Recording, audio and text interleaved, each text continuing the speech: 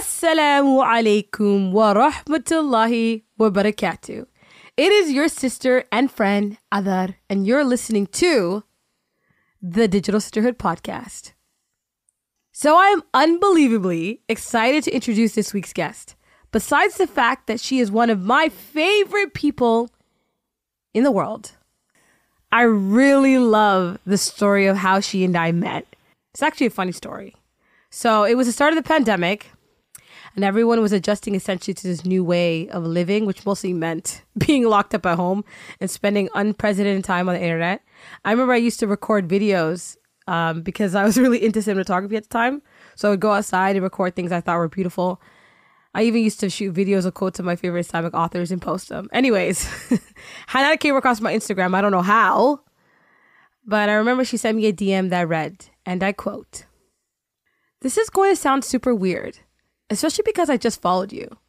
But I was going through your page and subhanAllah, I gravitated to it so easily. Is it weird that I want to be your friend already?" Cry emoji. I've never been so forward.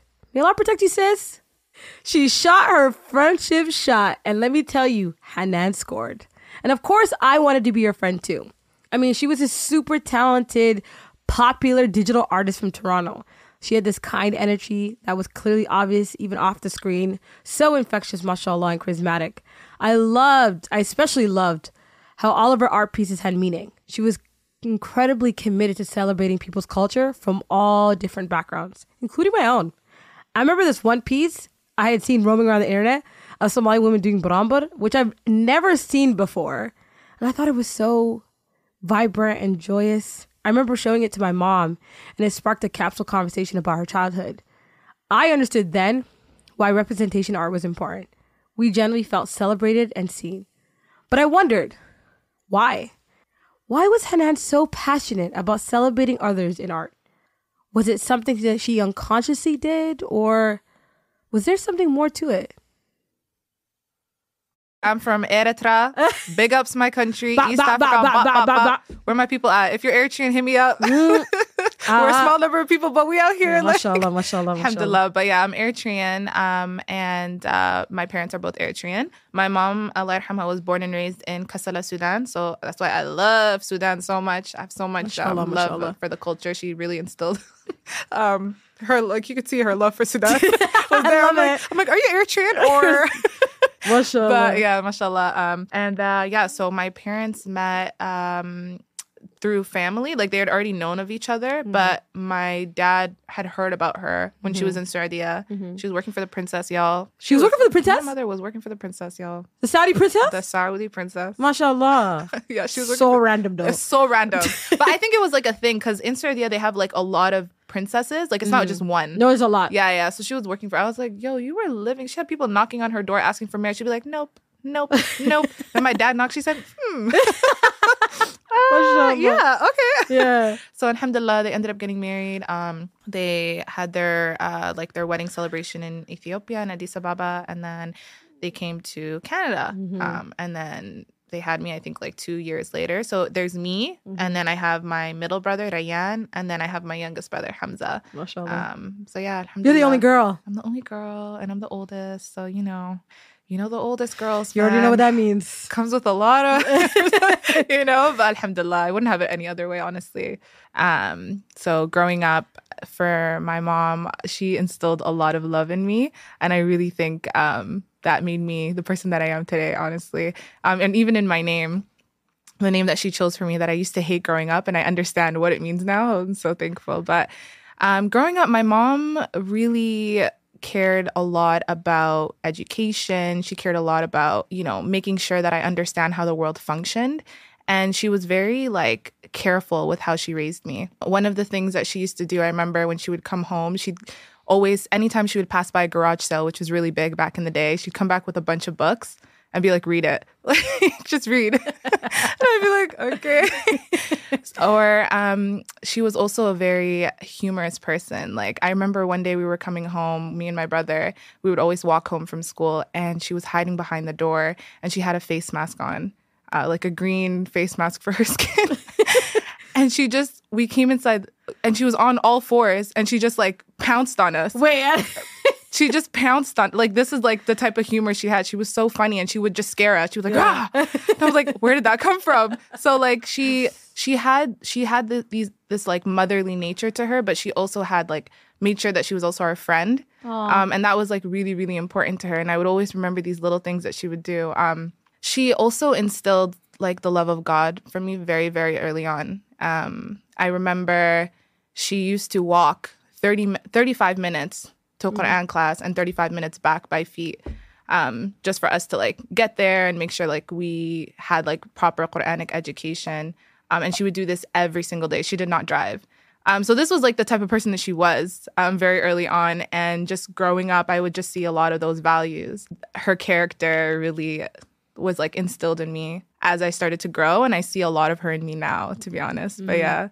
What was the name that she hated? The name that I hated The one name was that my own name. You hated your own name. I didn't like my name. And I think it was just because like people couldn't pronounce it. And I didn't understand the meaning behind what my name meant. And so I used to always tell my mom, like, why can't you name me Sarah or Layla or something just easy, you know? Yeah. And it wasn't until a few years ago that I actually understood what my name meant. And it means like someone who's generous and kind-hearted. And I was like, that is actually, I feel like is me as a person, you know? So now I love my name, and I'm so thankful that she gave me that name because I live by that name as much as I can. Yeah, so honestly, that's who my mother, there's so many parts of her, but those are like the parts that I really remember. She was a huge storyteller. She was big on storytelling. I remember one day, it was really late at night after Maghrib, and we were walking to the park, and we were sitting on this bench, and there was like these trees kind of hanging over us. And we were just sitting there, and I remember it was like, do you remember those kiddie pools that were in the park? It was like right across from us. There's nothing happening. It's just me and my little brother, and we're squished beside my mom in this bench at night, you know? And I just remember I was like so scared because I would remember hearing stories of like the shaitan being under the trees. I was like, oh my God, why are we here? Like, but she's like, I want to take you guys on a walk. Like, you know, I just want to talk to you guys. And I think I was like, what, like 8 or 10 years old? I don't even remember. But we sat there, and she just started opening up, and she was just telling us about her life, you know, growing up and what that was like for her. She was telling us about how active she was as a child. She told us about her relationship with her uncle and how close she was as a family member with him. And that was honestly one of the first times that I saw my mother beyond just being a mother and like as this person that had a story. And it was so beautiful. And I think that's kind of like when I started building like that friendship relationship with my mom early on. And it just became so much easier for me to like even open up with her. So that was like my childhood growing up. And like really the home environment that she built was so, so safe and so beautiful. But yeah. I love that. I love that she gave you guys an opportunity to get to know her. Yeah. And like her personality. Because sometimes you could just be a parent and you just assume your kid knows you. Right. Yeah. You know? But she took the time for you to get to know her. She did. I love that. What were you like as a kid? Were you shy? Were you a wallflower? I was a crazy child. Like, I was so hyperactive, and I was always trying to do something new. I was always trying to explore. I was always trying to find something to keep myself busy. I couldn't sit still. And so that was something that was how I was as a child. And my mom, Allah yarhamha, would always try to fill those gaps in. And she would always try to make me explore the things that I loved very, very early on, because she's like, this child is not a normal child. Like, there's a lot happening here. She's literally bouncing off the walls. Like, we need to give her something to calm down, you know? And that's actually like how she introduced like art to me very, very early on. That's when she kind of instilled that love of art for me, because she was an artist herself. Was she? She was an artist herself, yeah. And I didn't know that until she like would share it with me. I remember she used to make me trace my hands on a piece of paper, and she would draw henna styles on it and be like, okay, now copy it and do it yourself. Right. And so that actually was how she made me become a henna artist very early. I was a henna artist at like 9 years old. Shut up. I was a henna artist now at you 9. being a henna artist? I was girl, I was doing henna for brides at like 12. Yeah. It's crazy. My life is wild. Wow, your mom. Wow. I guess she instilled confidence in me. Wow, mashallah. Subhanallah, like I didn't feel like I was like good at anything. Honestly, I was grew up with a lot of insecurities in terms of like what I could and couldn't do. And she would always tell me, just do it. Just do it. Like, why are you afraid? Just do it. Yeah. You know? And she really filled my days with activities, whether it was swimming, competitions, like everything, you know? And so art was actually like new for me. Yeah. But she introduced it. And with henna art is actually how it started. And I remember I would have brides booking me, I swear to you, at 12, 13, 14, 15, 16. Like, I was doing it very early on. Yeah. And it was such a shocker. Yeah, I can imagine. And you know, the hustle and bustle of like during the bride time, the stress. Yeah. Understanding she's getting married. Literally. And I Yeah. remember too, when I was doing it, it was such a secret. Like, I wouldn't tell anybody that I was doing it. No one knew until I started doing it publicly. And they were like, oh my God, you do henna. I'm like, yeah. So that was because of Mashallah. Mama. Like, you know, Mama was so big on like making me do things, Yeah. making me do art competitions. And like, I don't know where she'd heard about it, but she Mm-hmm. just came home and said, I signed you up for an art competition. I Mashallah. said, what? Not you doing something without my consent. Like, listen here, okay? How you gonna sign me up? Like, are my hands functional like that? She already thought you were the Picasso. She thought I was. She said, Picasso, I like it. Like, she really was there. How like, old were you then? I think I was like somewhere between the ages of 8 and 10. I'm gonna guess, because I honestly don't remember. But she's like, listen, just draw. Here's what you can draw. Here's an idea, you know? So I grabbed the finjal and the thermoses from the kitchen, and I just was like drawing what I could. And I remember I used like crayons, and I think I used a little bit of paint, and it was actually so beautiful. You were impressed with yourself. I was impressed. I said, I did that. I said, okay, Van Gogh. Like, what? Oh my God, who could talk to you right now? Literally, I said, nobody could talk to me. Like, what are you talking about? So I gave it to her, and she submitted it. And we actually went together. And by the way, the art competition was in a masajid. Oh! Yeah, it was in Dawah Center. I don't know if anyone knows if you're from Toronto, No? but it's a masjid in Dufferin and Bloor. So Mashallah. yeah, it was actually in the masajid. I said, okay, mosques are Yeah, doing no, they art are. competitions. I love that. Yeah, so we submitted it, and so then I found out I was in second place. Got it back. She framed it. She put it up on the wall. And when I tell you she put it up on the wall, I'm not talking about a hidden wall. I'm talking about the first thing you see when you enter the house at the time was that like framed art. Mashallah. She wanted everybody She to know wanted my daughter is like, Picasso. literally. Then go. Literally. So that's where like the love of art was really instilled in me, and my passion to just create just grew exponentially after that. Like, I was always drawing and buying coloring books, and then alhamdulillah I was able to create it on like a different platform and use the different mediums, but it's all from her. Hanana was quite young when her mom was diagnosed with TB. She went from seeing her mom as a strong businesswoman who instilled strong self-belief in herself to a person who is now fragile and weak, needing gentle care.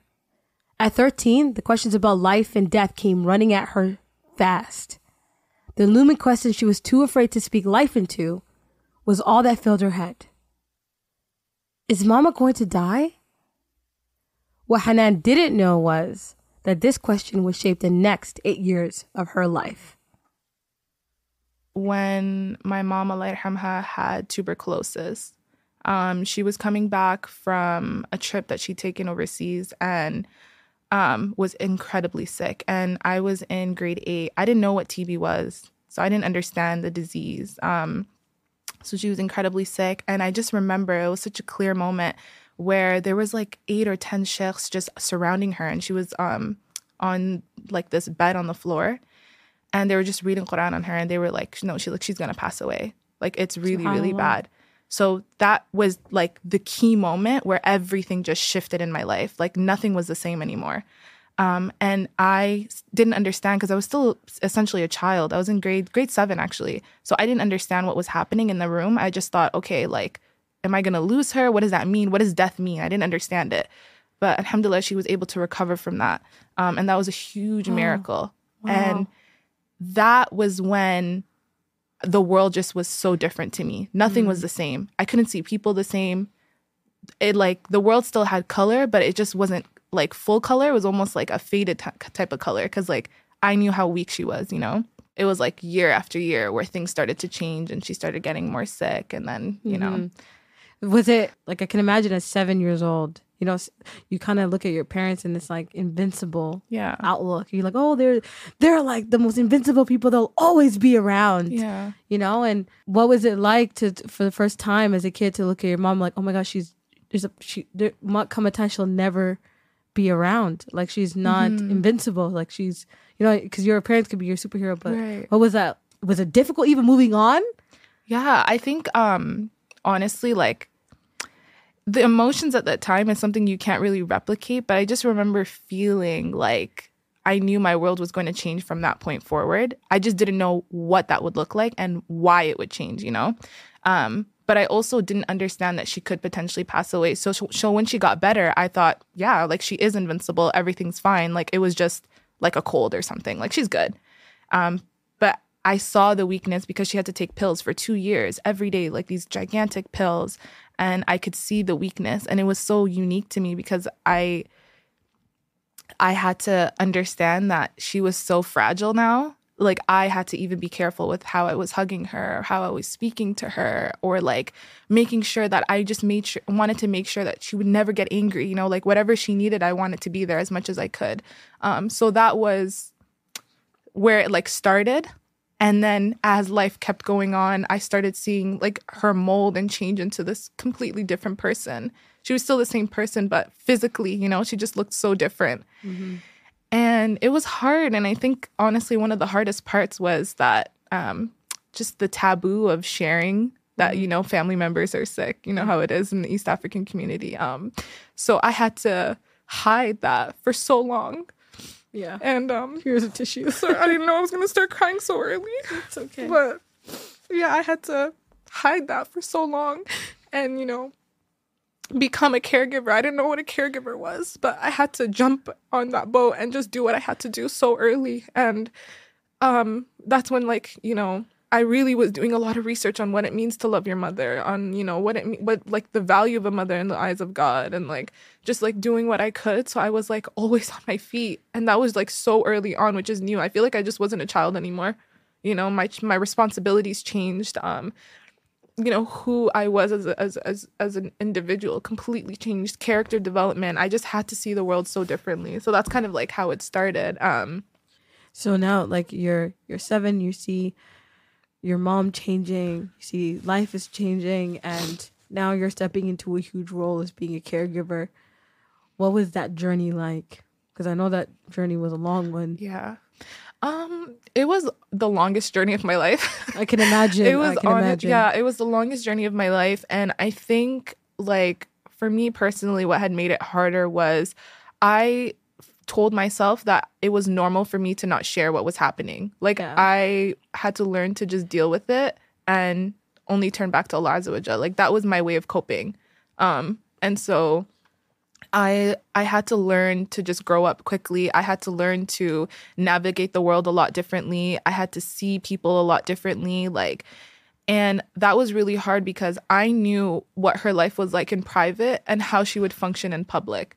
Because my mom was the most incredible person. She was so popular in the city. She was a successful businesswoman, honestly, one of the most successful businesswomen. Everyone knew her for her character, for who she was as a person. And they just didn't know that she was suffering in silence. And that was a choice that she had made. She told me, like, I don't want anyone knowing what I'm going through because I don't want them to see me in a different light. I don't want them to have pity, you know? And so I had to respect that, of course. And so that was why I just chose not to, like, share what was happening and stuff. And then she got more sick. Like, it went from, like, bad to worse. It essentially went from bad to worse. So now she had cancer. And you know what's, it's wild because you were talking about, like, invincibility and, like, what was that like? You know, I genuinely thought she was a superhero, and I said, she's going to get through this. Like, what are you talking? People heal. She will be okay. And so I would convince myself of that as I was taking care of her. I'm like, she'll be fine. But it progressed and it got worse. And then it got better. And then it got worse. And then it got better. So it was like this roller coaster of 8 to 9 years of our lives, you know? Yeah.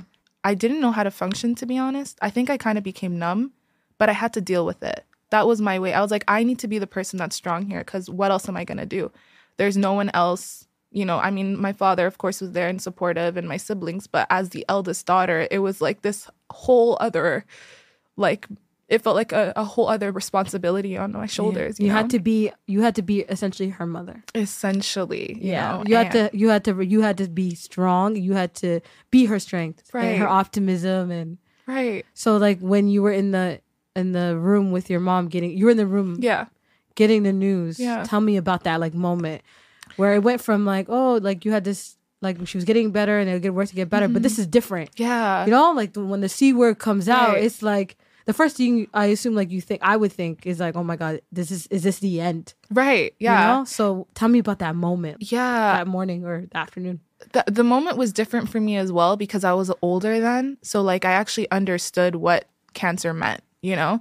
And the funny thing is she actually had cancer before, but she just didn't tell us. She had kept it a secret. Yeah. Wow. So now this was the first time that I was hearing about it. And I was like, oh, okay, like what am I going to do? But this wasn't her first time. This wasn't her first time. She just didn't tell us. Subhanallah. Yeah. So, and that was like her way of being strong, you know? Like she was just dealing with it privately. And it was just insane to me that someone could do that. Yeah. And like, you know, but yeah, that was, I just remember telling her, it's okay, mama, like everything's going to be fine. Like we're going to deal with this. Inshallah. Like you're so strong, mama. Look, you literally beat TB. What are you talking about? Like we're going to do this. Like, come on. Like you're fine. Don't worry. I was just like making her feel, and that was like my way of coping as well. Cause it's like affirmation. The more I said it, the more I believed it. And that was literally how I got through it. And so that moment really shaped also how I was like caring for her as well. And so I remember she traveled, she did Umrah. Wow. And she came back and the cancer was gone. What? The cancer was gone, completely gone. Your mom went to Umrah. She came back. She came back and the cancer was gone. Cancer was gone. So meaning like I'm so shocked. So she went to Umrah, came back. She got radiology. Like they said there's not even a dot. Like nothing. They were shocked. What did they say? Because the tumor was big. The tumor was huge, Adar. Yeah. They said there's nothing. She has no cancer. They were shocked. And I was like, God is so good. Allahu Akbar. I was like, God is so good. Oh like, Subhanallah. And I remember how happy she was. And like, now it went from like my life having a dim amount of color to just full color. Bright, highly saturated with contrast at the I'm telling you, brightness. You know when you turn the brightness up? It was up. I was like, yeah. It's like when someone puts on glasses, you're like, oh, this is what it's like to see. Literally. You know? SubhanAllah. I was blind, but now I see. I was literally like... You must have been shocked. Like I was so shocked, but like I felt so elated. Like I was so happy. And I felt her happiness too, because there was like a different energy coming from her. There was like this, almost like this confidence of like, I beat this. Allah SWT allowed me through this. Exactly. And I really believe it was because of her love of Allah Azza wa Jal. Like my mother was a lover of God. My mother was a lover of God. But yeah, and then of course there were a bunch of other things that like changed throughout. But yeah. I just remember we were at home and she told us we were related, we celebrated. And yeah, that was like our way of dealing with it. And then we just moved on with life. We just kept going. And then she went on vacation. She traveled. My mom loved to travel, by the way. MashaAllah. MashaAllah. She was big on traveling. She's a business person as well. So she was always doing business trips on her. My mother was so independent. I was like... She sounds like a boss chick.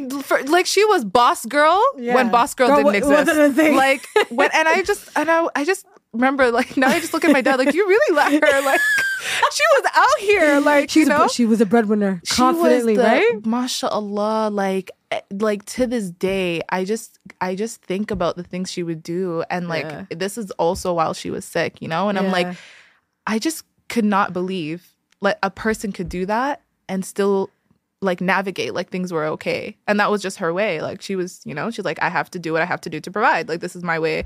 Yeah. So at this point, I was in my last year of university. And that was like the most hectic time for me because I was taking 9 courses, which isn't normal. And you were going to U of T that time. And I was going to U of T. So I don't know what you were on. I don't know. 9 courses? I don't know why I'm like this. And they're full-time, I was a full year student. You're full year. out of your damn mind. I don't know what I was thinking. But I was very much, I need to get this done. Very ambitious. I was super in my studies. I was in my books, like, and Allah yarhamha, my mom loved that. Yeah. You know, and I knew it would get her amped. You know, I'd come back like, I got a 95. I'm like, yeah. Like, you know, like she just loved education and she loved science, you know. So she would always like, come on, like get into the sciences. And I'm like, okay, I got this. Like, you need to see me succeed, you know. So Hanan understood that life was fleeting, that even the best laid plans don't go the way that you want them to. She started feeling a sense of urgency. She really wanted to share her best life experiences with her mom. She started taking a year's worth of courses in a single semester, almost an impossible workload, but she knew that the end goal would be worth it. She was determined to have her mom see her walk across that stage. And just as she was about to cross the finish line, her aspirations and the plans of Allah subhanahu wa ta'ala misaligned. One day I was coming home and she just started coughing a lot. She was coughing blood. And I just was like, it was so, like, I was confused, but I didn't know how to react. So I just like kind of looked at her. She's sitting there, but she's telling me she's okay. I'm like, there's blood coming out of your mouth. Like, you're not okay. So what could I do? I called 911. The ambulance came and they took her. And I remember I had an exam the next day. So I was like battling this thought in my head of like, I'm very much a go-getter, but I'm like taking care of like what my mom wants to see, but also like having to take care of, it was like a lot on my plate, you know? So I just remember we go and they admitted her into the hospital. And the hospital that they admitted her to was a hospital that I was actually volunteering at, which was so crazy. Subhanallah. It was so crazy. But I just remember, like, even I would navigate like things were fine because I didn't even tell my supervisor. I was like, didn't tell her that my mom was admitted in the hospital. I was just like, yeah, I'll visit you on my break. Oh, wow. Like, you know, I was like functioning because I'm like, she can get through this. She's battled, like, beat cancer so many times. So many years you've done this and she's beat it. Right. So I just remember they admitted her and she was there for a couple of days. And it was a doctor. We were in the room with her. It was just me. I remember the doctor kind of just like looked at her, looked at me. We just kept, like, the room was quiet. And he goes, unfortunately, there's nothing we can do. He's like, unfortunately, we really can't do anything.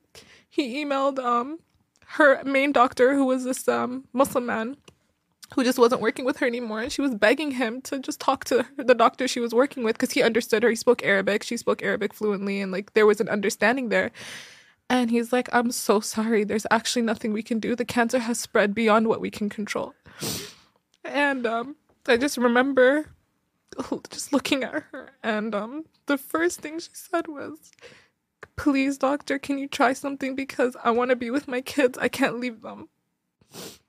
And that was so hard to hear because for someone to be, like, dying and for the first thing for them to say is, I don't want to leave my kids, is just, it floored me. I was shocked, you know? And I just remember my dad was outside of the room, so he didn't hear all that was being said, you know? So my mom was sitting there just crying. And I just went out to my dad and I just told him, I'm like, Baba, this is what's happening, you know? And he started crying because, of course, that's the love of his life, you know? And so I just remember, like, the world just kind of shut down for me at that point. But I was still trying to cope. Like, I was still telling myself that I was like, Allah would never do that to me. Like, I'm such a good servant. Like, I do everything the way he wants. I pray on time. I'm like, I never disrespect my parents. I'm like, ya Allah, please don't take it. So, like, that was, like, my mind, you know? And so I just remember I just remember, like, my grandma was there too, and she had come to the country to be with her because she was sick, you know? And it was just a lot of emotions, but I tried to handle it the best way that I could, and they admitted her immediately into palliative care. And it's crazy because I feel like I feel like God was protecting me in a way, because imagine I was a science student and I didn't know what palliative care even meant. Like, it's wild to me. I did not know what it meant. I did not know why she was there. It's like there was a part of my brain that shut off that idea that she was gonna die. You know, I was like, there's no. I'm like, what? I'm like, she's gonna get better. Like, she's talking to me. Like, she can talk.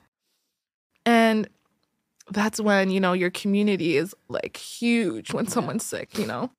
So I just remember, like, I'd be with her in the room, and now it's exam season, you know? It was touching closer to winter. So I'd be with her, and I was so oblivious. I genuinely did not think she would pass away, that I was sitting in the room beside her, like crouched on her hospital bed studying. I was studying anatomy with her, and it was just so wild to me. Wow, subhanAllah. I just did not believe. I was like, there's no way. And then this is when, like, you know, people started visiting. So there was like less time to like be with her. And she would just make these jokes. Like, my mom was so lighthearted. Allah yarhamha. I just remember she like looked at me and she's like, they had trouble finding the veins on her body, and she was so fragile. And she would be in pain every time they would try to find a vein. She's like, Hanan, they're hurting me. Like, you know, she's like, they can't find it, and they have to find the randomest places to put the IV in, you know. And so it caused like a bruise on her wrist, and the bruise was shaped in a perfect heart. And she, like, I remember she's like, Hanan, come see this. Oh my God, it's shaped like a heart. She's like, I have a tattoo. And I was like, oh my gosh. So, you know, like, I can't imagine, God forbid, if I was in a situation like that, I would not be looking at a heart-shaped bruise, you know? I would just be, this is as close as I'm getting to a tattoo. Right. I would not. I would just be like, you know, in my own head, I don't even know what I would be thinking. You wouldn't be able to even laugh. I wouldn't. Just really knowing where you're at all, you know? And she found a way to laugh. Right. And I just... that was the conversation then that we had that I told you about, where she said, you know, Hanan, samhinni in Tigrinya, which means forgive me. I was like, Mama, for what? Like, what have you done? I'm like, you take care of me. You raised me. You fed me. You have to forgive me. I feel like I wasn't a good daughter. She's like, are you kidding me?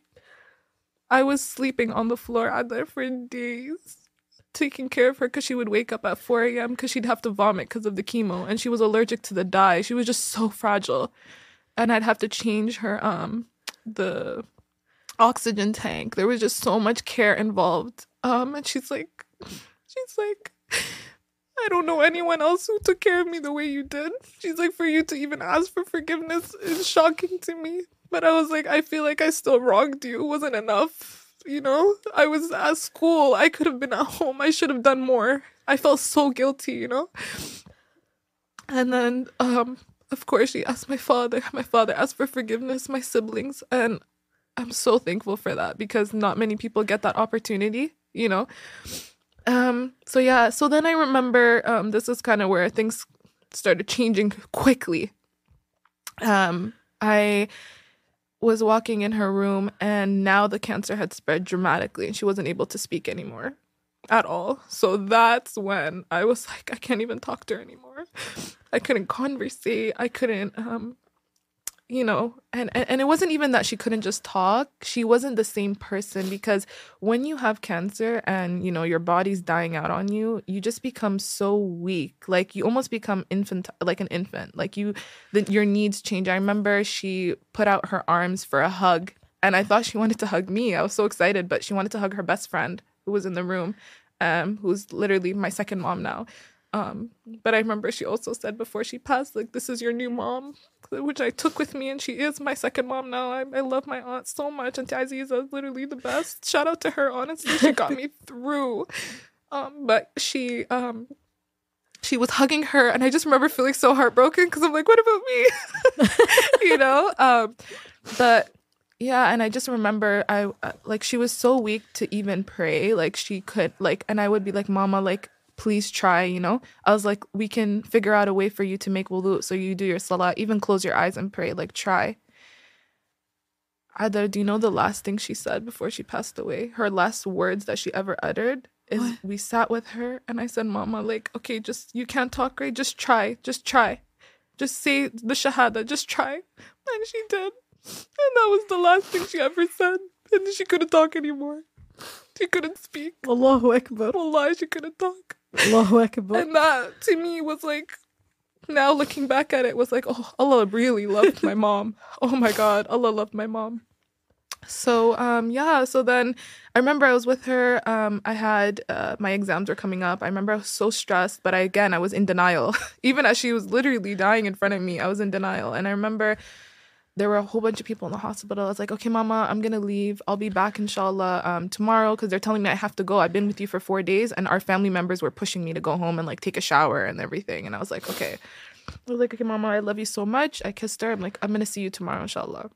And then I just remember I was walking back to my cousin's house, and we were in the car. And by the time we reached home, the hospital wasn't far from her house. We sat there for, like, 5 minutes. And they're like, oh, we got to go back to the hospital.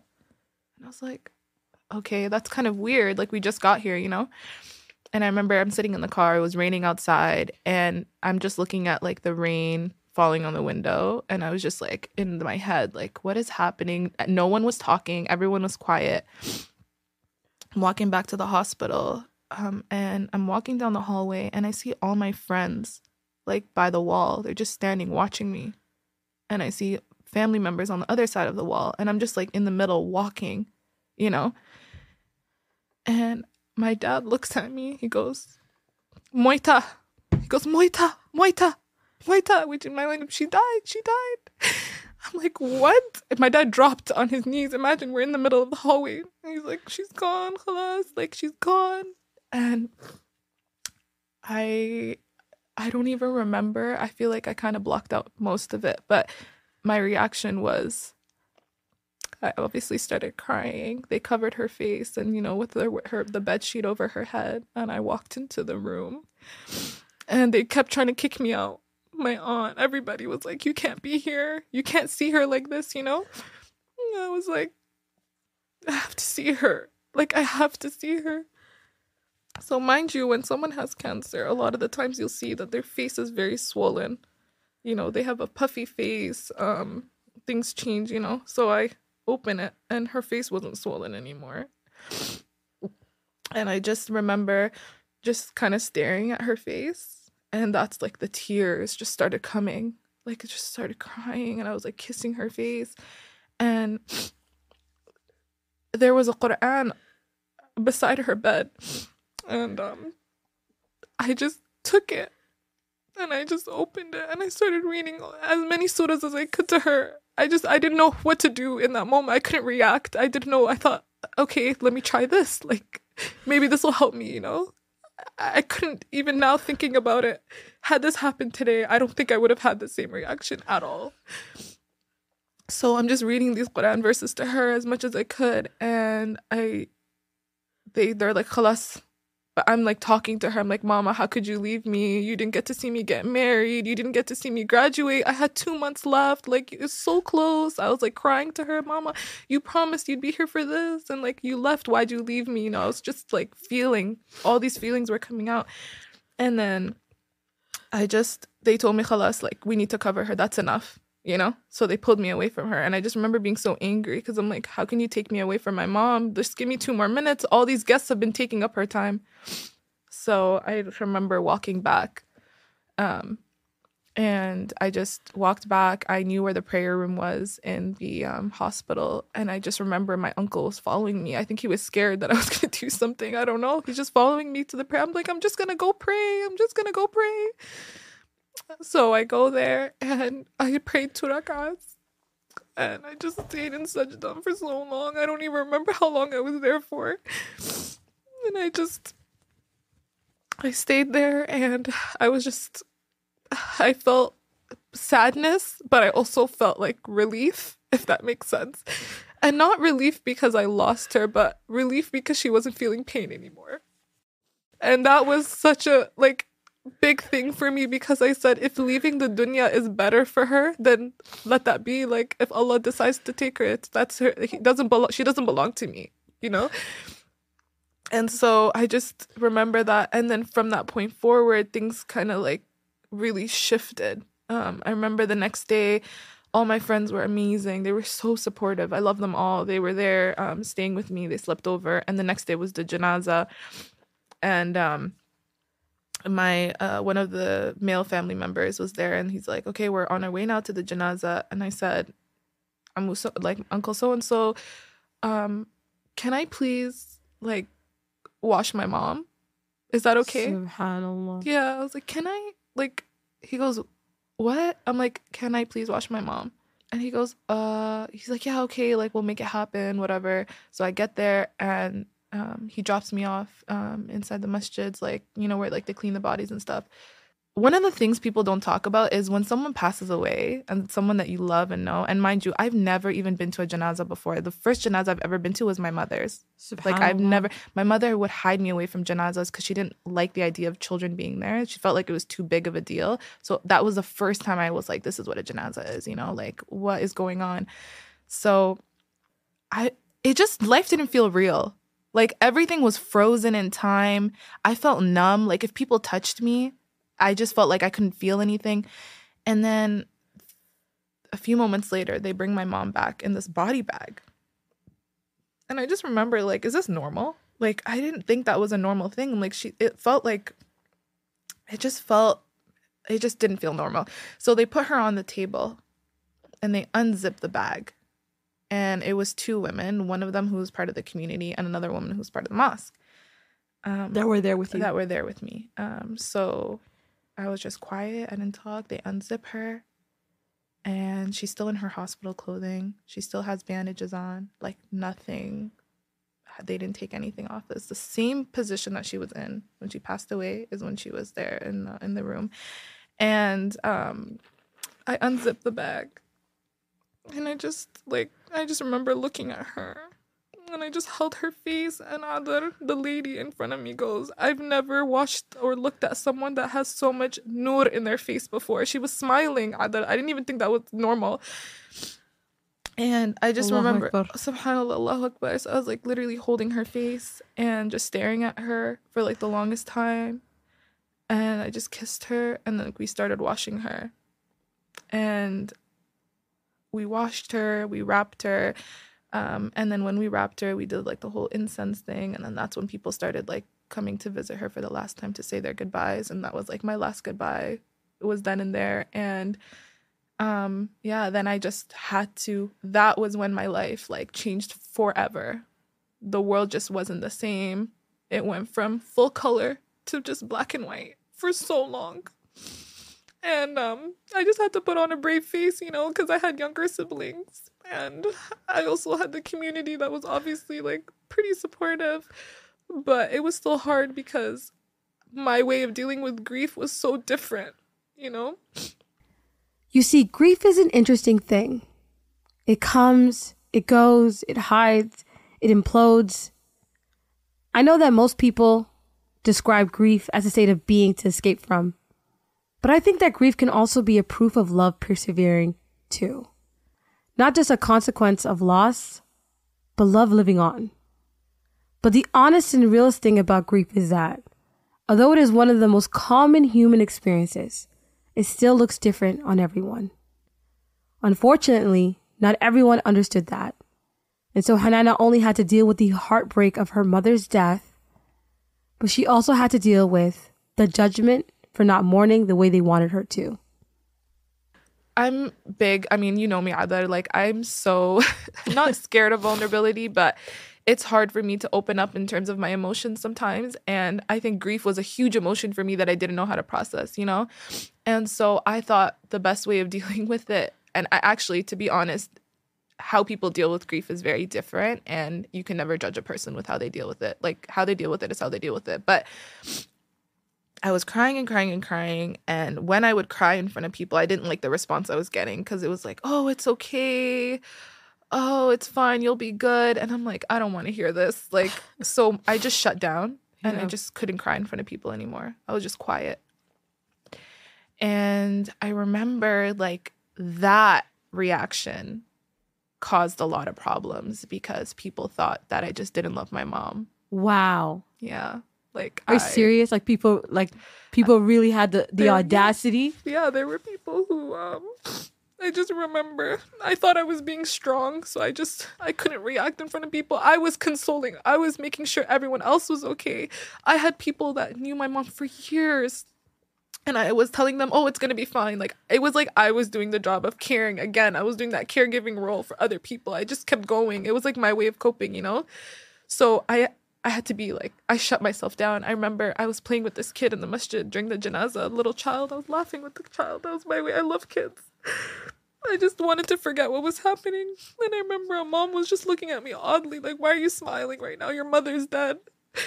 So yeah, I just, subhanallah. And I just remember, like, I just remember hearing, like, rumors and stuff from the community. Like, there's something wrong with her. Like, she's not crying. She's not, like, maybe she had a bad relationship with her mom. Maybe she was waiting for this. Like, I would hear things like that. But then I would hear the other half of, oh, wow, she's so strong. And she watched her mom. Like, I would just hear, and I just shut myself off from the world at that point. And I was like, if this is what people think, then maybe there is something wrong with me. Maybe did I wish for this, you know, like, but I knew myself well enough to know that wasn't the case at all, you know. Honestly, like, I just remember I would be walking, like, I'd be walking on the sidewalk, and I couldn't even see the world the same. Like, I would be like, wow, my mom is literally under the earth right now. Like, I'm walking on top of the earth and she's underneath. Like, I was still processing that. And my friends were so supportive. And I remember, again, this was exam season, right? I couldn't even study, of course, but I didn't know what to do. I didn't even know who to ask. How do you, like, delay an exam? I remember I wrote, like, 4 exams 2 weeks after she passed away. SubhanAllah. And I remember I was numb, Adar. These are anatomy exams and things like that. And I aced all of them. Like, I remember I got like 96s and mind you, I wasn't functioning. So I was in shock. I'm like, obviously Allah loves me because I can't function and I'm still writing these. My mind is numb. And just like everything, I remember even I would look at how people would navigate their relationships with their mothers. And I was like, I'd feel like I would put in my unsolicited advice. I feel like, please. I was in Indigo. I was working at Indigo at one point. I remember there was this mother and daughter fighting. Yeah. And it was like my 3rd week working there. I was still new. I remember I pulled the girl aside. No, you did not. I pulled the girl aside. No, you did not. No, you pull it like an auntie. Like, for real. And I'm like, I just, you know, I just like, I was like, you, like, love your mom. I was like, love your mom, please. Allahumma salli ala nabi, right? Like, please. And it was with that an Adan girl too. It was a white girl. She's looking at me. Not like, you go to a white family and say, listen. You know? And she's just like, okay. Like, she's like, thanks. Okay. And I was like, yeah, I'm just, I don't know. I just felt, I was like, shaking in my boots. Like, I had to tell you.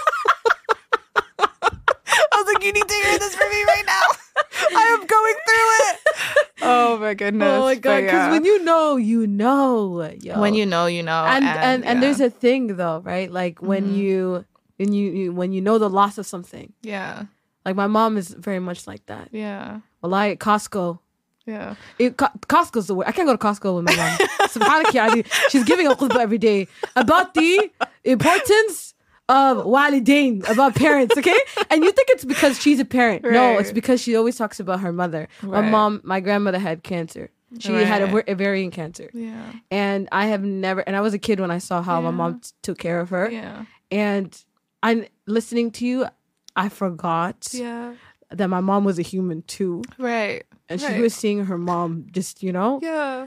And sometimes I get annoyed with my mom. I'm not gonna lie. Every day she's giving me lectures about Hoya, like, you know, like parents are not joke. You right now, you laugh at me and this, that, and the third, but like, I'm not going to be here one day. I would always hear that, Adar. And she always says it to me and I look at her like, but you're here. Yeah. No, for real. Yeah. Yeah. And you know what? My mom would always say that too. Like, you know what? In my language, tomorrow morning, you're not going to see me. Like, you know, cherish me while you have me. And I just, you know, you ignore those statements, like, you know, but I think like the loss, there's no words to explain the loss of a mother. And I think it's a fear that a lot of people have, you know, like how can you function in a world without a mom. Like, it's just not, it's not the same. It's not. And I never thought that would happen to me, especially like I was 20, I didn't think that could happen.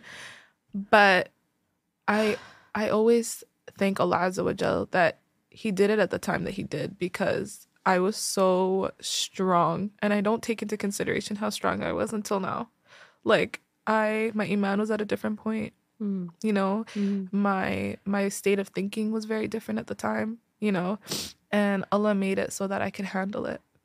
And that verse where Allah says he never puts a slave a burden beyond what they can bear. And it's just so true, because I was able to handle it. And how else can a person bear the loss of their parents unless they can bear it, right. when it's time for them to, Right. And I always think about like the years of buildup of her having, she had ovarian cancer, she had breast cancer, she had brain cancer, she had a little bit of lung cancer, she had TB, she had all type.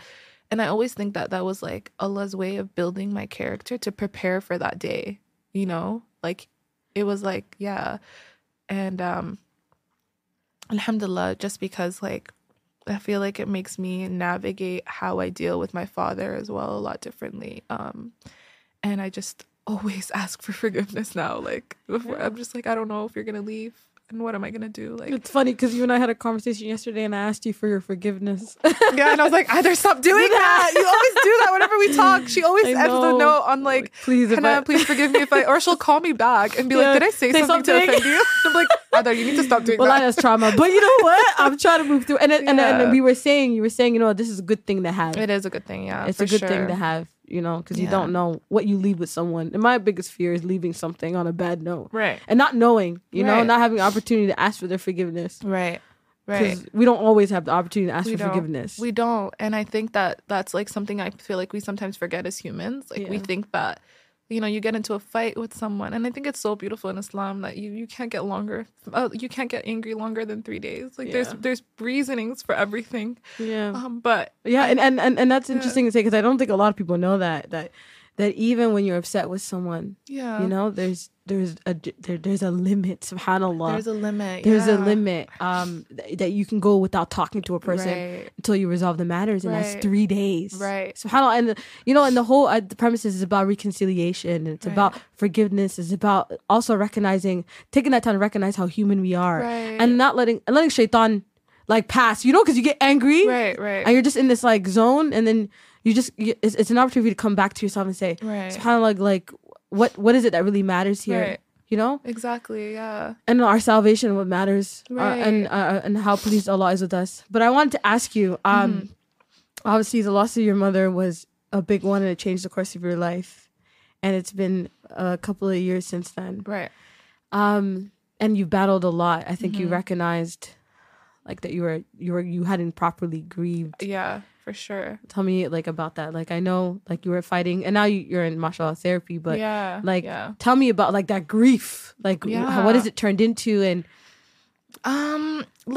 so I didn't know like how to cope or how to deal with it, because I didn't really know anyone else around me besides one girl whose mother had also passed away from cancer a few years before mine.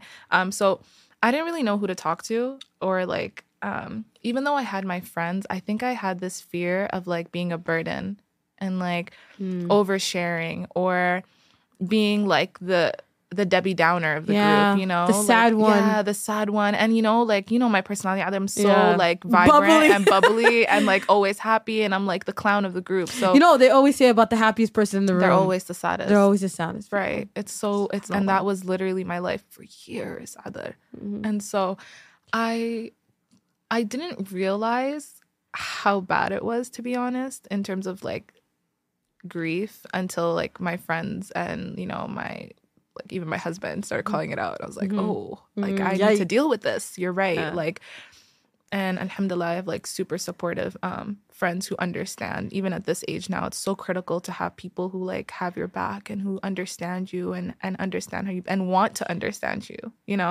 But so my way of dealing with it was a couple years later. I think it was like 2 years later. I decided to just write about it. Yes. Yeah. Hanan's thoughts. Hanan's thoughts. WordPress. So if anyone remembers Hanan's thoughts, they're actually a real one. Yeah, yeah. Because that was like my way of sharing to the world how I was feeling. And it was also like I thought my way of coping was giving advice to anyone else who else was going through it, because I was like, I need a community of people who have gone through it that I can like talk to. Yeah. I didn't find it, Yeah. but I was able to share, and people were very empathetic and understood. So I felt like I could express what I was going through words, and that's Yeah. what I did. And I think I was also able to grieve properly. I'm still dealing with the grief, of course. Like grief is not something you deal with right away. Yeah, it's not linear either. It's not linear. It looks different for everyone. And alhamdulillah, I'm in a much better place, but there are still days where it's so hard, you know, because I'm growing and there's parts of my life where I'm like, wow, so this is what it means when my mother said this, you know? Yeah. So there's like parts of me, but Allah yarhamha, my mom left a piece of her with me that I was on a journey to learn more about. Yes, tell me about it. I'm really Yeah. excited about this because I read it on your Hanan's Corner's thoughts. Yeah, Hanan's thoughts. It was a journey you were on. You called it a series where you're writing called about it a it. series, Please tell us yeah. about it because this is so dope. Yeah, honestly, it's such a full circle moment out there, because like now looking back at it, like even yesterday reading the blog, I was Yeah. like, oh my gosh, we were on FaceTime. I was like, I forgot that I forgot wrote about like this. I was like, oh my goodness. Yeah. Like, and I read it this morning out there. I was crying. I was like, I forgot that I was feeling like this. You know, writing is such a beautiful way of expressing yourself. But essentially my mom, she had this journal and that she showed it to me before she'd passed away. And she's like, this is what I was writing when I was in Sudan. She was living in Sudan. She was born and raised in Sudan. And she would use it as like an outlet. So it was kind of like her diary almost. So she's like, this is what I would write. And she'd have like art. It's just so beautiful. Yeah. You know, I love this journal. And anyone who knows me knows how much I love talking about her journal. And so when she had passed away, my mission was to figure out what she'd written in that, because, you know, it gives me goosebumps. Yeah, it gives me because I have seen the picture of it. First of all, your mom's Arabic writing is Phenomenal. Allahumma barik. She's a poet. She could. I went to my Arabic teacher in university. I remember. This was literally like 2 months after she'd passed. And I brought the book to him. I was like, can you please translate it? He looked at it and he's like, this is too intricate for me to even translate. Like the Arabic, imagine my Arabic teacher said that. Wow, a professor. A professor. And I was like, now how am I going to do this? Oh my God. Now, You trying to tell me my mom is speaking in Morse code? That's what you're trying to tell me? Literally. And You I was can't decipher this at your scholarly level? Right. I was in shock. And I made it a mission to really figure out what she was saying. So I found a few friends. Alhamdulillah, they were so incredible. They came with me to a coffee shop and they were like breaking down the root of each word. They would send it to people they knew and we were trying to figure it out. But yeah, the stories that she would write about the Sahabas, she would write about like love poems or poems about the heart. And it's incredible because I felt like I was like, I need to laminate this. Yeah. Because like this is a part of her story she left for me. And there's still so much that I haven't there's so many stories in there that I haven't translated yet that I still don't know, that I'm literally living my life right now. Like she's telling me something that I haven't, you know? Yeah. And yeah, like her storytelling is just incredible. And so I really was on this like mission to try to translate as much as I could and what I could. And really taking what she was writing and implementing that into my own life. But yeah. Did it feel like, because I can imagine like deciphering something that she had left behind. It almost feels like she's still around. Yeah. Yeah. And I think the reason why, and you know what, a lot of people, like I love talking about my mom, Allah yarhamha. There's so much. Like I just love, because the more I talk about her and the more I read about her, the more it feels like she's still here and her presence is alive. And alhamdulillah. And it makes me feel like she's a part of everything that I'm, a part of my growth, you know, a part of my life and how I'm blossoming. And so that journal is like this, it feels like gold. Yeah. Like it feels like gold that you can't put a price on. No. That Allah Azza wa Jal gifted me with and was like, here are all the stories that your mom. And like, can you imagine someone like my mom, Allah yarhamha, at her young age, just like writing in this book, not knowing that her daughter would down the line be translating it and like trying to understand. Yeah. It's so incredible, subhanallah. And what a beautiful journey to go on. Because I know until today you have some parts memorized. There's some parts that are not translated. So you're still technically on this journey to finding out the totality of it. And it's like a book of it. And so I'm very excited to see, like, and if any listeners are oh my gosh, are please. Professionals about translating, please hit us up. I will, we'll try to do this together, inshallah. But speaking, just hopping on that, there was, this journal allowed you to learn more about her. Sometimes like my biggest fear is that when my mother passes away, may Allah be pleased with her. I'm afraid I'm gonna stop learning who she is. Right. This is always this fear. It's like, that's it. You've learned anything you've ever going to know about her is done. But subhanAllah, that wasn't the case for you. Yeah. When she had passed away, it's like you were learning things about her you had never. So tell me about that. It's now that you've said that, I'm like, what's so crazy? When she passed away, Allah yarhamha, I remember I was hunting for photos of us together, and I had barely any, like maybe one or two. And I was like, oh my goodness, like I have nothing to remember her by. I have no pictures. Like, why didn't I take a selfie with my mom? But I just remember at that time too, I don't think I really cared for stuff like that. I really was just living. I mean, like, again, you're not thinking in this place like, oh, like this person's gonna like they're gonna die. You never think a reminder to everyone, take a selfie with your mom, please, right now. I'm not even a selfie girl. Go book a photo shoot right now. Actually, pause this podcast. Do it right now. No, book it. Just go to her right now, even though she's downstairs talking on the phone with her long distance cousin.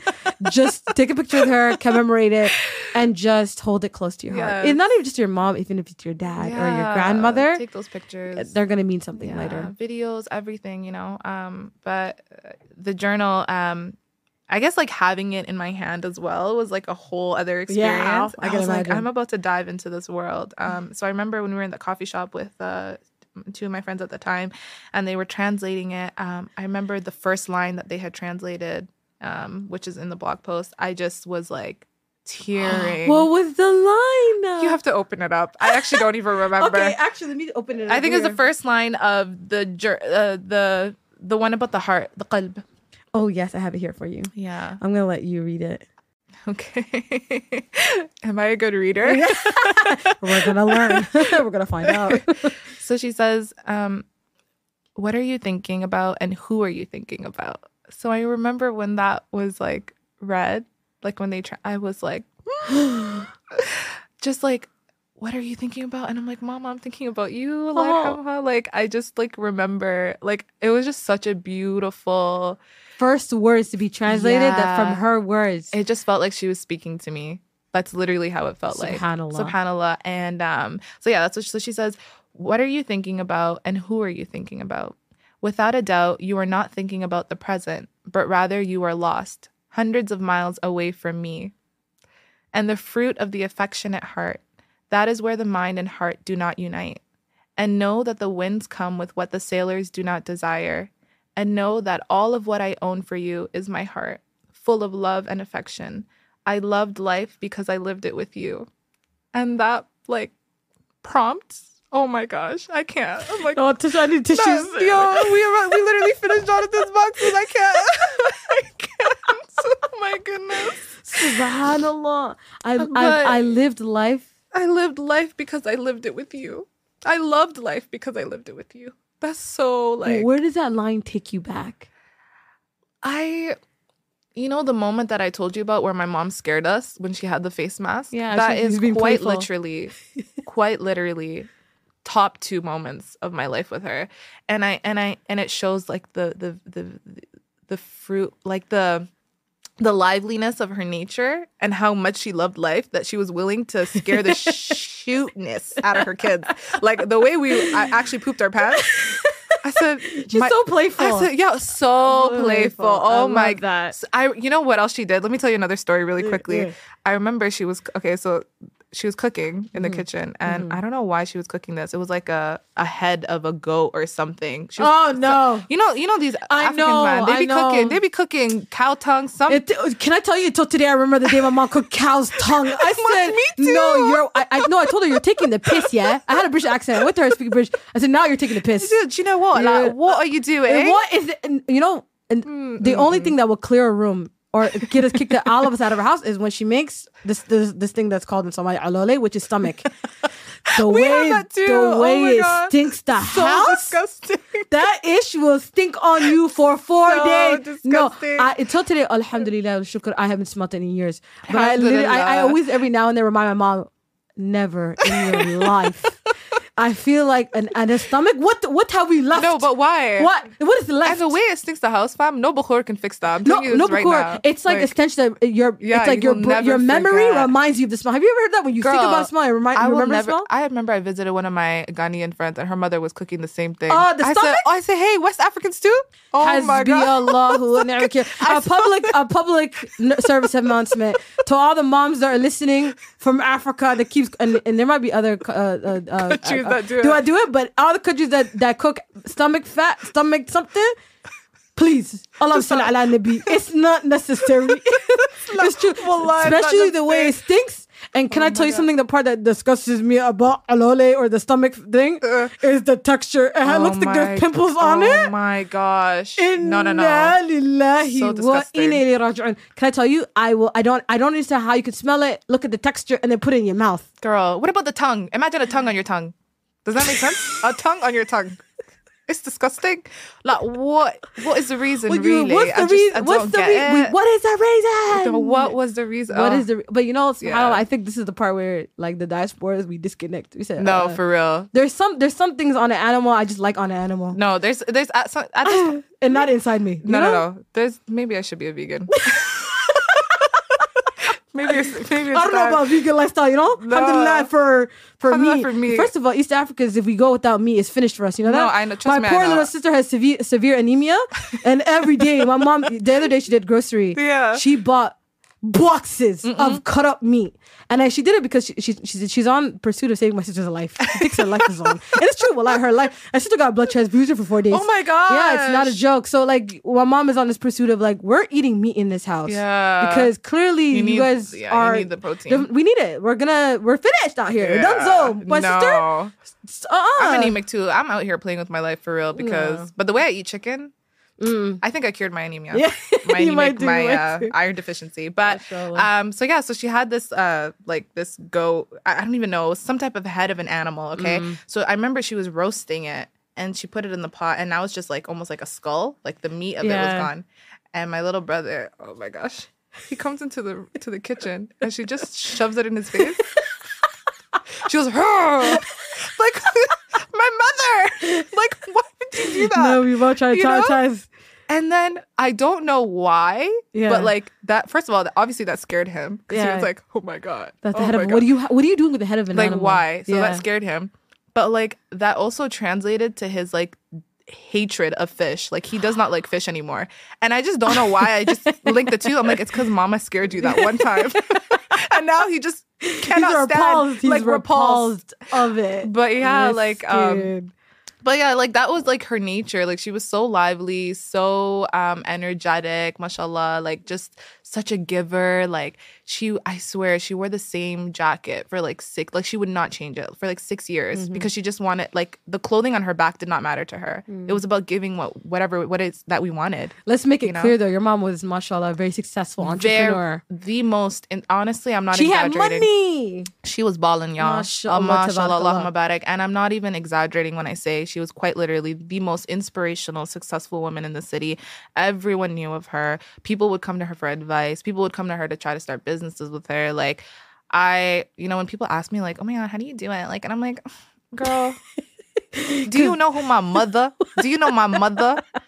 I was working with her. I was in the trenches. Yeah, the trenches Okay? were like- I was out here. Everybody knows me. Oh, you're that girl, that daughter, the girl from the flea market. Like, you were out here. Tell me about that girl being a flea The market. girl- You know, I girl. remember that flea market. It was on St. Clair. Yep. I used to go with my dad, and there was because my dad loves the flea market because there's a lot of like immigrant Yes, families that had yes. their own businesses there. That was an Yes. opportunity for people to thrive with their own like stuff. And that's when I got my first cat, by the way. Oh my gosh. My From first the- cat was a flea from the market. His bus name was Simba, and we returned him the next day. But that's okay.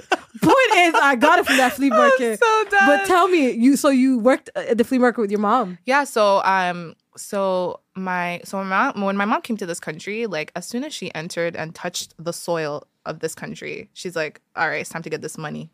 Like, It's time to get this money. It's time to get this money. Like, she was not playing. So she started like an injera business. Injera is you know what injera is, right? It's what Eritreans and Ethiopians, I'm sure there's other countries that eat it as well, but she started like making injera and selling it locally.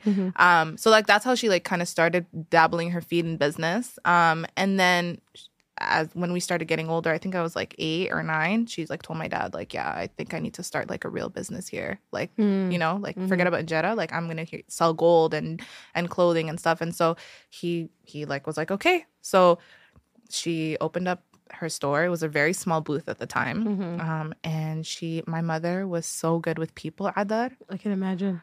My mother, Allah yarhamha, like, there's just so much to say. Like, she was just so good with people. She was such a people person. She could get someone, like, she could talk to them for 2 minutes and they would buy the whole store. She didn't even, literally, her smile was incredible. Allahumma barik. Like, she would just be like, yeah, so, yeah, and then what did you do tomorrow? Be like, you know what, give me this. I'm taking all of it. And I was like, oh my God. I'd just be taking notes. And she'd be like, you see how I did? Yeah. Now, go stand over there and go call all of them. That's how you have to do business. You have to know. You have to be a smart lady. Open your mind. I'm like, okay. Open your mind. You see how I did? You have to be smile, happy lady. I'm like, okay. I got it. So, mashallah. So mashallah, like it started small and then it just started expanding and it went from 1 booth to 3. Wow. And people would travel from like Hamilton, Ottawa, just to come to her store on the weekends and buy what they needed to buy. Because at the time, online stores weren't really a thing. So everything was in person. And Allahumma barik, like she would always jump on the latest trends. And when she would do something, I'm not kidding. I remember we were in RAS. She was the only one selling those kaftans. Remember kaftans? Yes, I'm telling you, no one. Come to me right now after you listen to this podcast, guys. If you're trying to prove me wrong, I'm telling you right now, there was no one in the city selling kaftans. Just my mother. The next year at RAS, mashallah, everyone started selling. I said, because your mom is a trendsetter. You know what she said? All right, on to the next. She was always elevating, mashallah. That was like her nature, you know? Yeah. But yeah, so that's who she was as a person. And I told you the story. She noticed that the flea market didn't have a space for people to pray. And there's a lot of Muslim people. There's a good number of Muslim people there, but it's also owned by non-Muslim, who, by the way, she had a great relationship with the manager. I remember that as well. That's a whole other thing. But there was a stall beside ours that was empty. It was 2 booths. Mind you have to pay for these booths. It's not cheap at all. You pay monthly. So she just goes, you know, we should turn this into a prayer spot for people. Oh. And I was like, okay. So like a masjid? She's like, why not? Yeah. Why not? Like, let's do it. And I was like, okay. So she goes to the manager and she tells him, listen, I want to rent out those 2 stalls. And I'm going to flip it. And this is what I'm going to do. And he was so supportive. He's like, yeah. Wow. It's like, yeah, do it. You know, like, go ahead.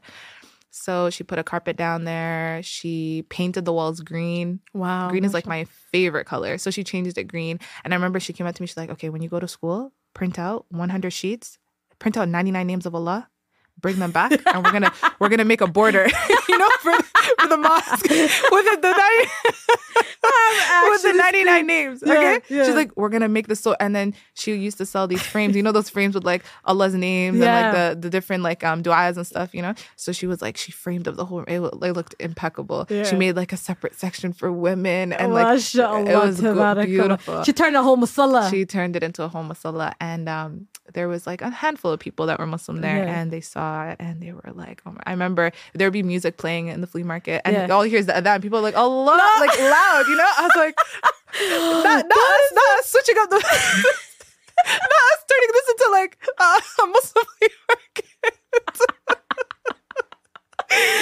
What? They would do the adhan on speakers? They out loud, like no. So speakers. You had people in your mom would do the adhan out loud. They did the adhan out loud. So everybody in the market heard. I'm telling you, there's these adhans, like all these random people just walking, you know, white people, black people, your mom Asians, turned into everybody. a Muslim country. She said, "This is my country now." She said, I'm the captain now. This is my flea market. I will tell you what to do." SubhanAllah, like, and you know, and the crazy part was, Allah yarhamha, when she passed away, it was still running. Like, obviously the flea market's closed now. If you guys are from the city, you know, like it just doesn't function anymore. But for like a long time, it was still functioning, and they expanded it. Yeah. And I was like, how incredible that her good deeds are still piling up. Subhanallah. You know, I it's can't just so imagine the incredible. amount of rewards she got. Every person that was visiting, Everybody. every customer, Yep. people that worked there. She had Yeah. provided a masjid, Literally, a musalla. yeah. They came and your mom got the ajr for it. Amazing. Subhanallah. And, Every person that did sajda, every person that glorified Allah, and you know what's so wild, Adar? Like, when she'd passed away, first of all, her first janaza was really big. Like, I saw people that people were flying out from the States. Like, it was huge. Allahumma barak. So many people were there. That it was so big. And was it Salahuddin was the masjid? You know, Salahuddin. Yeah, Salahuddin in Scarborough. It was so big that they had to do a second janaza.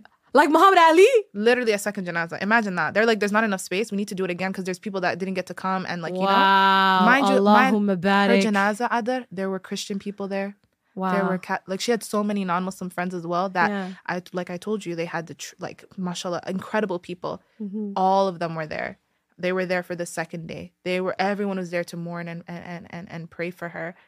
And I remember for a really long time, there was people also who didn't know she'd passed away because they were just customers, you know? And they would be like, you know what your mother did for me? Do you know what? Like, they would just tell me all of these good deeds. You know, your mother gave me, you know, $200 and told me like I can just give it to her next month, like a random customer. Like, you know, your mother did this. Do you know your mother did? Like, I would just keep hearing this. Wow. You know, your mother paid for this person's, you know, like their funeral cost. Do you know your mother? Like, all her good deeds were coming to light when she'd passed away. She passed away. And I was Subhanallah. like, wow. Like, I need to be that person. Like, I need to be the kind of person that when I pass away, people look at me and they're like, do you know what Hanan did? Yeah. And they just always pray. And I you know, Adar, how I am. Like, I always tell you, bro, like, don't ever stop praying for me. Like, what? Don't ever forget me in your du'as, because, you know, it doesn't matter if it's your mom, your dad, your brother, your sister, your friend. Like, when a person passes away, there can be a point, especially if you're not active, where they just become a memory and you don't pray for them anymore. Yeah. You know, so it's so important for that to be known, and like, Yeah. you just let your friends know, like, please don't ever forget me. Like, I Yeah. could die tomorrow. Please don't ever forget me. And just the fact that your good deeds can come to light like that is Yeah. just so incredible. And it just really showed me the importance of like just being a kind-hearted soul. And that's why I love my name so much, and I try to live by that. And people, you know, have fear of like a person who's so nice, because it's just like, aren't you afraid of the world and the world breaking that kindness, you know? But no, because How do you keep it? Because, you know, like, life can sometimes change a person. You know, like, subhanAllah, Definitely. people have been taken advantage of, and 100%. your generosity, and sometimes you could just feel really like the glass empty. You know? 100%, yeah. You know? And you know what? Honestly, that's something I still struggle with, for sure. I think that I still do taken advantage of for my kindness. I think it's an ongoing battle that I deal with, of like, you know, you do someone so good and they turn around and it's just not the greatest response. But one thing I just learned is just shout out to my husband if you're listening to this. Shout out to the hubby. But he told me that it's so Inshallah. important to like create boundaries and like healthy boundaries. And I didn't understand that.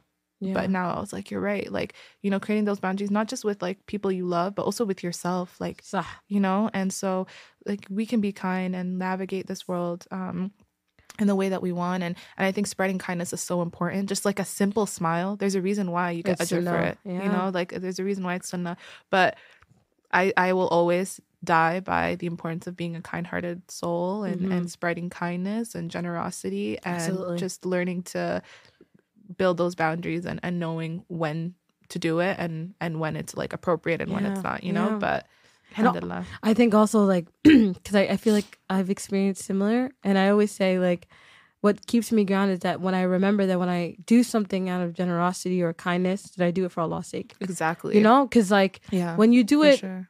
in exchange for people's respect and people's love and people's admiration, they're always gonna always gonna disappoint you. 100%. That's the real. And so, and there's no really merit in it. Like you want to do something that has infinite amount of like reward and it just overflowing like a river looks like. 100%. And when you do something for Allah's sake, it's always accounted for. 100%. And I think also like it's so important to make it a habit of doing these things in private as well. Sah.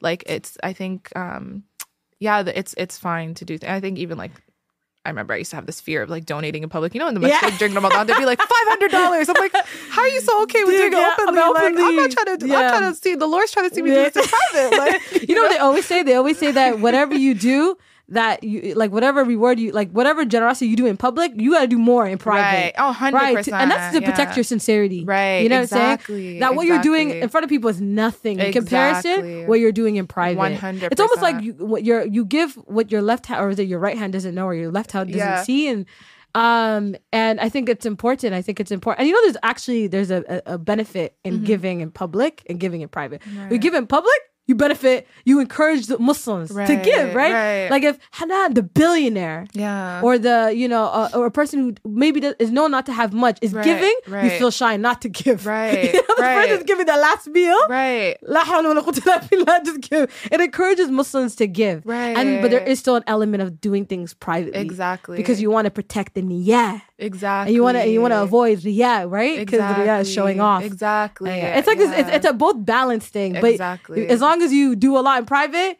then what you do in public is safe. Exactly. You Gucci. Exactly. Yeah. So it's so important to like, create those boundaries and just actively like making sure that you're doing what you would have done in public, just more like you said in private. But alhamdulillah. So that was like who my mother was as a person. Obviously there's so much more. Like I can't sit here for hours and like I feel like it would take me years, you know, but alhamdulillah, her nature, who she was, and honestly, everyone that's listening, Adar knows like my intentions of like just everyone. Like I just ask that if you're listening to take like, you know, a minute, 2 minutes, 5 minutes to just make dua for my mom, Allah yarhamha, and just ask that Allah Azza wa Jal forgives her and grants her Jannat al-Firdaus. Ameen. And I just want to make sure that that's something that is just out there and people pray for her. So I have a question for you. What would you say to your mom if she could see you right now? I would say thank you. Because I would not be able to function the way that I do now and process the world the way that I do now if it wasn't for how she raised me and if it wasn't for like the values she instilled in me. And Allah Azza wa Jal took her away from me at an age where I feel like I still wasn't developing my brain. I was 20. You don't fully develop till you're 25. But it almost felt like the timing was just right because I was forced to fully grow up. And so I would just say thank you. I love you. You are a gem. Please translate the rest of your journal because I want to know what you said. And that I'm just forever indebted to my mom. Like I owe her so much, but I'm just so grateful. And I'd give her a huge kiss and a huge hug and just like tell her what was it like when she looked out the window of Jannah in the grave, inshallah. I always just imagine that she's looking through a window in Jannah and seeing that. So I'd be like, so what's it like? Yeah, what is it like? You know, Yeah.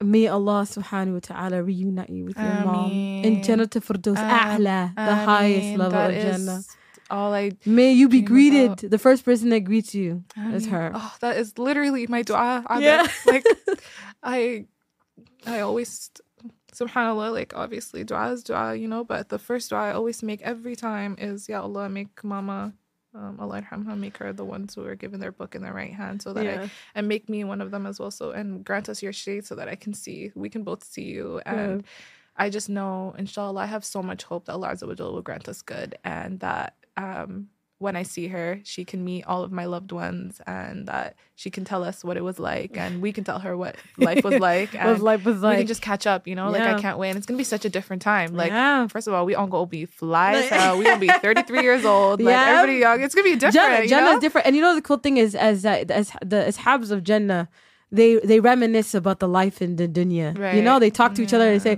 remember when we went through this? Yeah. When I went through that, by the way, you know, this happened. Did you know? Like, you know, and they even ask about each other. Right. They say, where's so-and-so and so-and-so. And it's important, you know, like may Allah allow us to be those people in Jannah that reminisce about the hard times and say, alhamdulillah, we made it. You know, we made it by the mercy of Allah subhanahu wa ta'ala, because it is His mercy that we enter, you know, not just our own good deeds, right, by His mercy. But before we go, I really wanted to talk about Hanan's Corner. Okay? Hanan's Corner, okay? Not Hanan's Corner. Not Hanan's Corner. Because guess what? Not only are you Hanan, you know, the daughter of... I never asked you what your mom's name was. Maryam. Maria. Allah Mabarak. Isn't it such a beautiful name? That is such a beautiful Maryam. name. I know. Wow. Right. That's really deep. Sorry. Because I'm thinking of who she's named after. That's beautiful. Yeah. I should have started with her name. That's what I just went into. My mom was. So, okay, let's talk about Hanan's Corner. Yeah. So, some of the listeners probably already know you from your Instagram page and your incredible art. Thank you. Allah Barak. I never seen a black woman draw black women so beautifully. Oh, thank you. And for you to like celebrate oh my God. You know, one thing about you, I loved how you celebrate everyone. Yeah. You know, you remind me of my mom. Oh, my mom is like so also sweet. a Brahma lady, so she celebrates all of her Brahma. We love Brahma. Yeah, and she celebrates everyone, I right? love that. And you are the Mashallah. same way in your art. So it's like, I love how inclusive you are. Yeah. I love how you take the time to learn about everyone's culture. That's big for me. Yeah. Yeah, and definitely. I love that you've like made it your job to share underrepresented.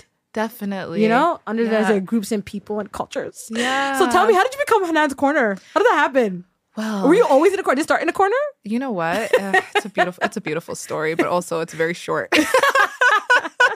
So I've always like, it's so weird calling yourself an artist. I feel like artists understand that when you call someone an artist, you're like it's such an interesting title. But I'd always been into art. I was always creating. It was more traditional art, and I was sharing it on my Instagram page. But it was obviously like, it was a private page. It was just like my friends, and they would be like, "Oh my God, your art's so beautiful! Like, share more." But I was like creating, like I was just creating, and I was just sharing like the process essentially of like painting. And I was there was a lot of, it was very faith-based art, which was like where I was at the time as well. And so then the pandemic happened, and I was doing my master's at Queen's.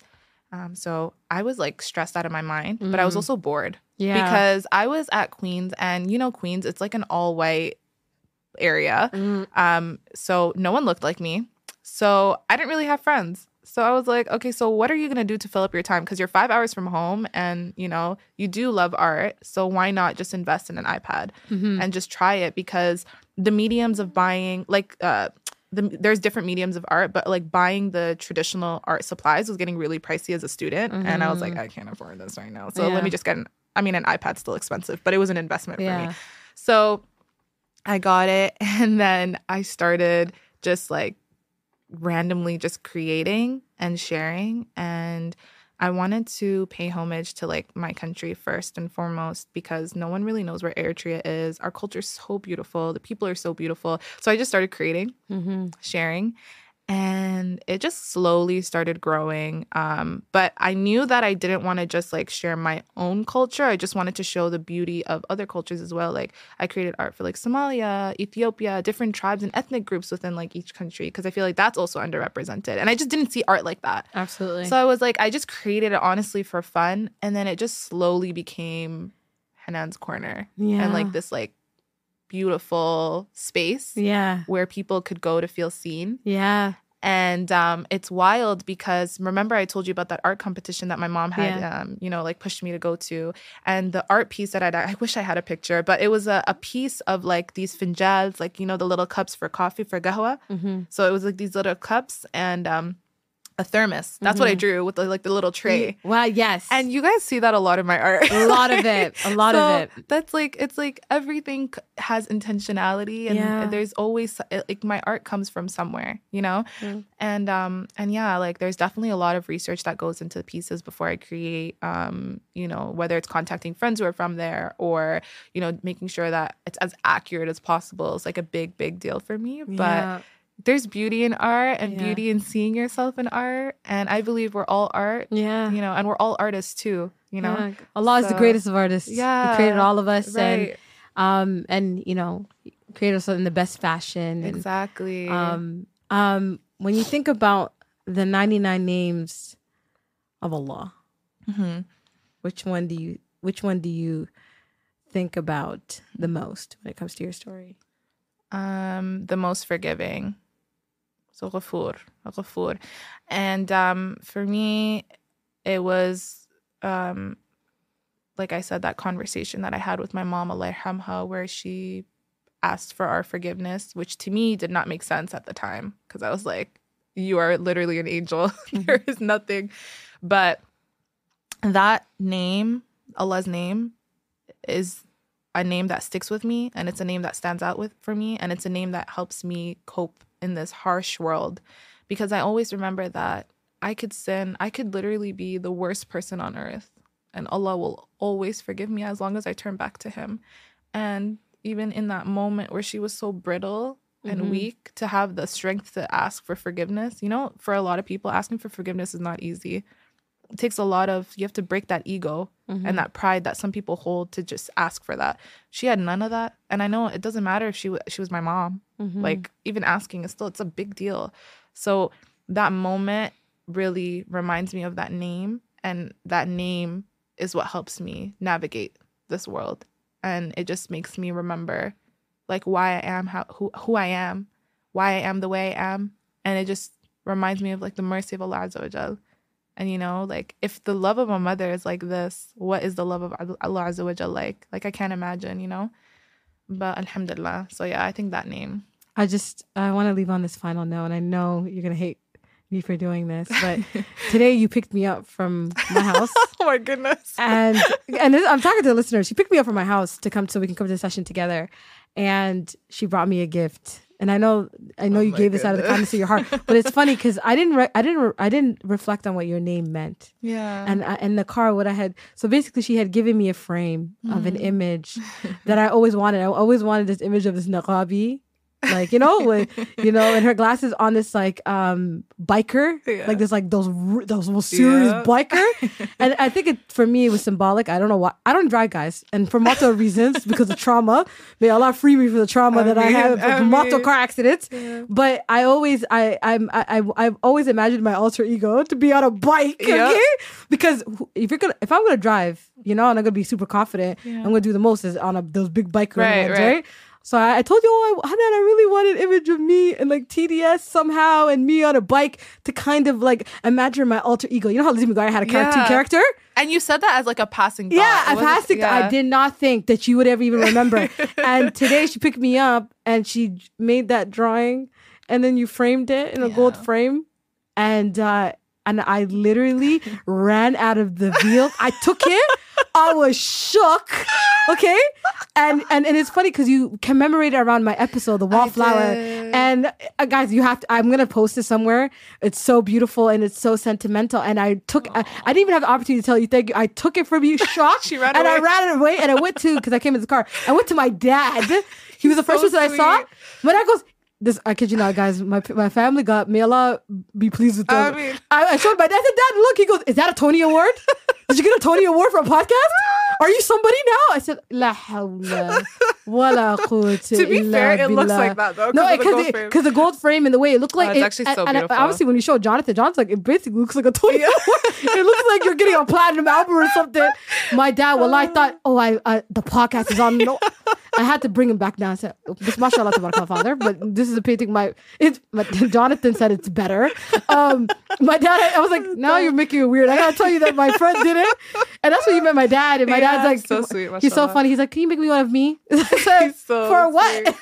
Mashallah. I'm so happy. But I just want, and we came back into the car, and I told you that you're the most generous person I know. Aww. And it's so funny that you said on the podcast, like, you know, like, my name means generosity, and I just want to tell you that, like, you emulate that in its entirety, and I know so many of your friends and so many of your loved ones would agree how generous you are, and like your generosity is not even any kind of generosity. It reminds me of Allah.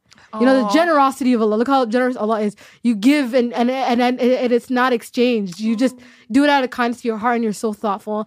And I ask Allah subhanahu wa ta'ala to truly to bless you, to forgive you, to keep you steadfast. May Allah to always be with you. May He love you always. And ultimately, at the very end of all of this, at the end of all of our paths, when we all reunite with Allah subhanahu wa ta'ala, that Allah is pleased with you. Ameen. And that when you are admitted to Jannah, the first person that greets you is your mom. Ameen. And she says, welcome home, hoy. And like she tells you, she hugs you. And she's like, I'm so happy that you're here. Hello.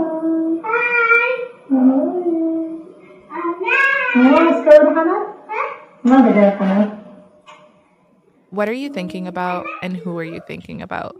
Without a doubt, you are not thinking about the present, but rather you are lost, hundreds of miles away from me, and the fruit of the affectionate heart. That is where the mind and heart do not unite.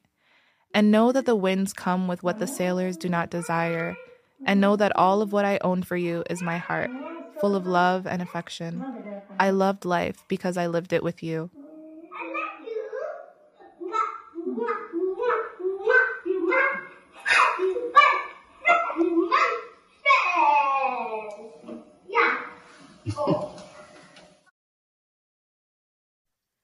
This episode is brought to you by Beautiful Light Studios, recorded at Image Studios Toronto.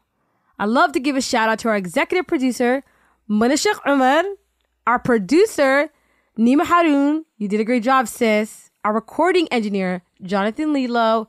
Our graphic designer for this week, Hanan's Corner. Our project manager, Yasmin Mahmoud. And our marketing extraordinaire, Sosan Abdullahi. If this podcast or this episode gave you value, we're leaving it up to you. Donate however much you feel like it gave to you. We have a big team who put so many hours in bringing this show to life. If you can't give right now, that's cool. Keep us in your drawers. You can find all of our information on our Instagram or in the show notes below. I'll see you guys next week in your ear, in your speakers. Telling you what? A good story.